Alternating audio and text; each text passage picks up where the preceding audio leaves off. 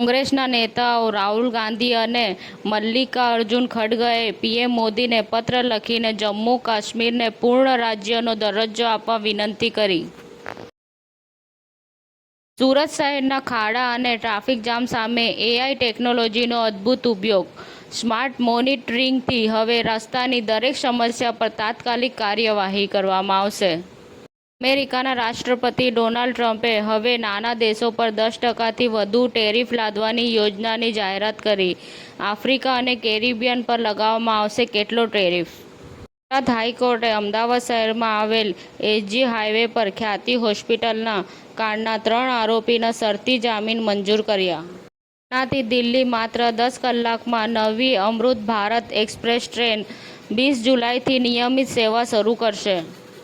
Indian national લોકદળના વડા અભયસિંહ ચૌટાલાને જાનથી મારી નાખવાની ધમકી આપવામાં આવી. પુત્ર કરણે પોલીસ ફરિયાદ નોંધાવી.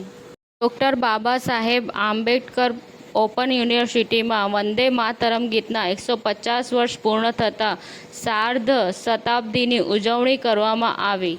અરવલ્લીમાં પ્રાદેશિક કમિશનર ગાંધીનગર ઝોન દ્વારા મોડાસા નગરપાલિકા વિસ્તારના વિવિધ માર્ગોનું સ્થળ નિરીક્ષણ કરાયું.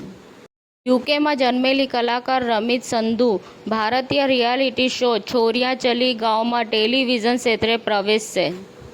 બાબર ડેરી દ્વારા ભાવફેરમાં પશુપાલકોને અન્યાય મામલે અરવલ્લી જિલ્લાના ગામોના પશુપાલકો દૂધ મંડળીના દૂધ ન ભરીને રસ્તા પર ફેંક્યું. સમાચાર ટુડે ન્યૂઝ ચેનલની ટીમ અને જે સત્ય છે તે જ બતાવશે.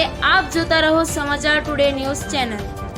ગુજરાતની ધરતીનું ગુજરાતીઓ માટે જ એટલે કે સમાચાર ટુડે ન્યૂઝ. અમારી સમાચાર ટુડે ન્યૂઝ ચેનલને લાઈક કરો, શેર કરો અને સબસ્ક્રાઇબ કરો અને જોડાયા રહો સમાચાર ટુડે ન્યૂઝ ચેનલ સાથે.